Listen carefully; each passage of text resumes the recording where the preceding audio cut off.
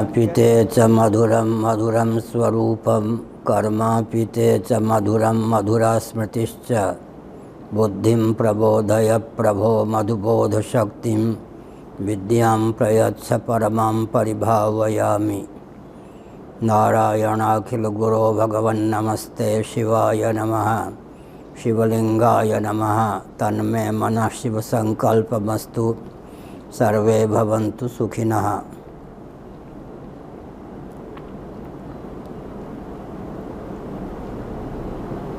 आधुनिक जगत में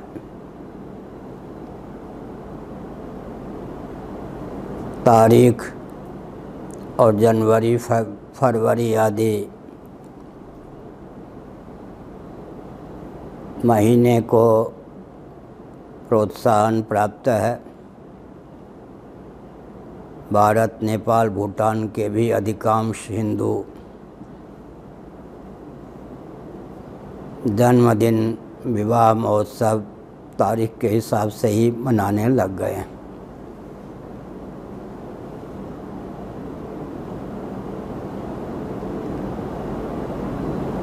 व्यावहारिक जगत में हम देखते हैं कि नदी टेढ़ी मेढ़ी होती है, समुद्र का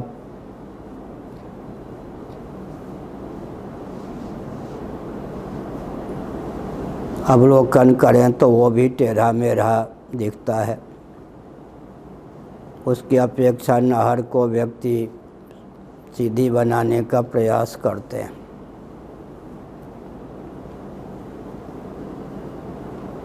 मुहर के अक्षर देखने में टेढ़े होते हैं, परिणाम उनका सीधा होता है। अगर सीधे अक्षरों में मुहर बनाए जाएं तो परिणाम टेढ़ा होगा, उल्टा होगा। विचारणीय विषय यह है कि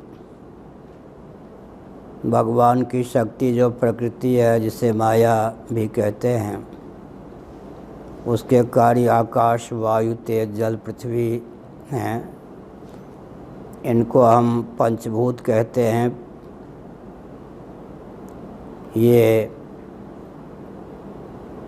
परमात्मा की शक्ति प्रकृति के परिकर भी कहे जा सकते हैं।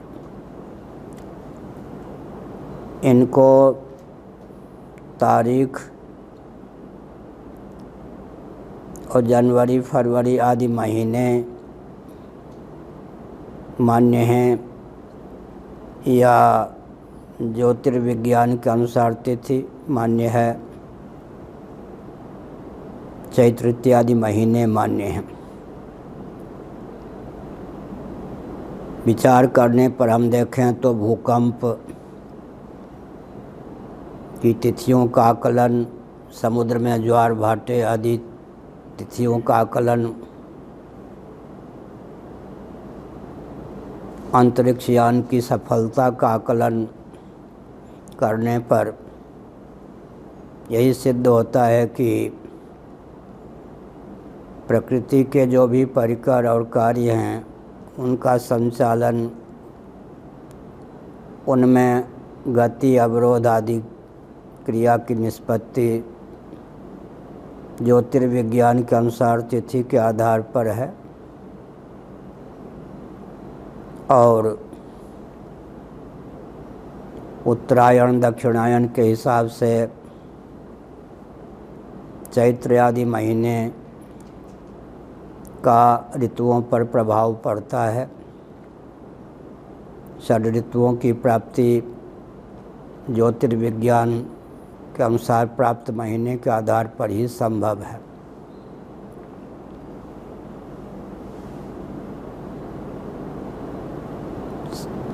साथ ही साथ तिथि के अनुसार जन्मदिन मनाने पर धर्म की सिद्धि होती है, स्वस्थ जीवन की समुपलब्धि होती है, प्रज्ञा शक्ति, प्राण शक्ति में उत्कर्ष प्राप्त होता है।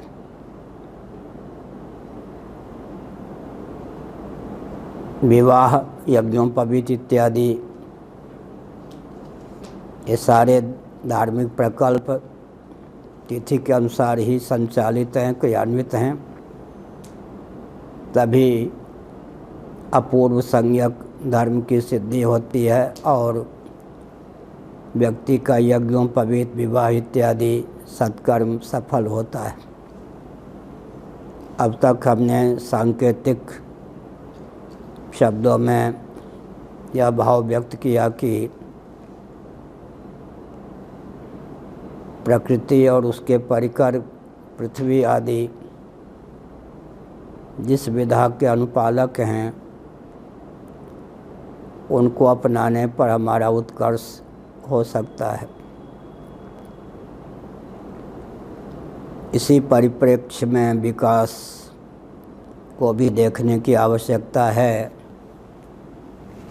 अभी जो विश्व स्तर पर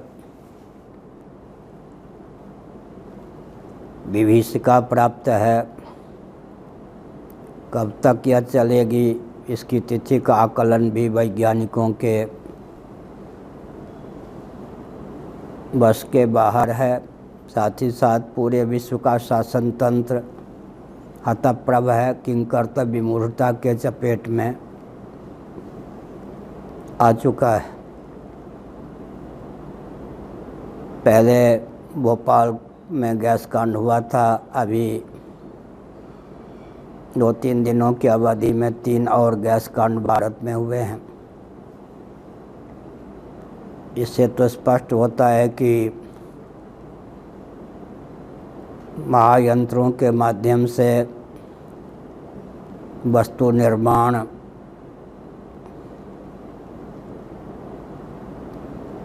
के प्रयोग की प्रथा प्रकृति को मान्य नहीं है।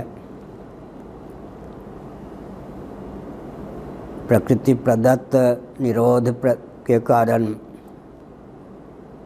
फैक्ट्रियां बंद हैं, दूषित गैस का निकलना बंद है, मलिन जल गंगा इत्यादि दिव्य नदियों में प्रवाहित नहीं हो रहे हैं, तो गंगा, यमुना इत्यादि अपने मौलिक स्वरूप की ओर मंद गति से अग्रसर हो रही हैं। और विश्व स्तर पर जो पलायन की गाथा है, भारत के व्यक्ति विदेशों से खदेड़े जा रहे हैं या भगने की स्थिति में आ चुके हैं। भारत में भी अन्य प्रांतों के व्यक्ति खदेड़े जा रहे हैं, अपने प्रांत में भी आने की स्थिति उनकी नहीं के बराबर है। यह जो विचित्र पलायन है विलोमक क्रम से, इस पर भी विचार करने की आवश्यकता है कि सनातन शास्त्र सम्मत प्रकृति के अनुकूल जीविका की क्या रूपरेखा व्यवस्था हो सकती है। स्वयं को भाग्य विधाता मानने वाले योजना आयोग और शासन तंत्र के महानुभावों ने ऐसी परिस्थिति विकास के नाम पर उत्पन्न की कि वनवासी वन को छोड़कर गांव में, गांववासी कस्बे में, कस्बे में रहने वाले नगर में, नगर में रहने वाले महानगर में पलायन करने लगे। महानगर में रहने वाले प्रांत की राजधानी में, प्रांत की राजधानी में रहने वाले अमेरिका, ब्रिटेन आदि की ओर दौड़ने लगे।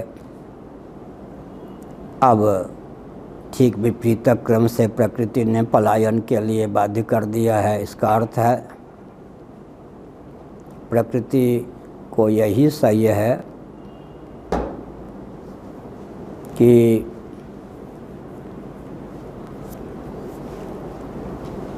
अपने अपने क्षेत्र में ही व्यक्ति को परंपरा प्राप्त जीविका सुलभ हो। मनुस्मृति में इस तथ्य को उद्भासित भी किया गया है। कल्पना कीजिए कि 1000 व्यक्ति में 999 व्यक्ति अपने क्षेत्र में ही या प्रांत की सीमा में ही जीविका का प्रकल्प क्रियान्वित करते हैं। 1000 में एक व्यक्ति किसी दूसरे प्रांत में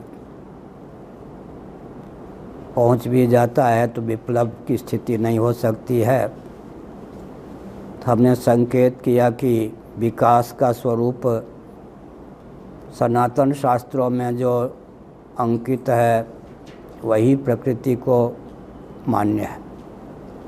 इसी प्रकार से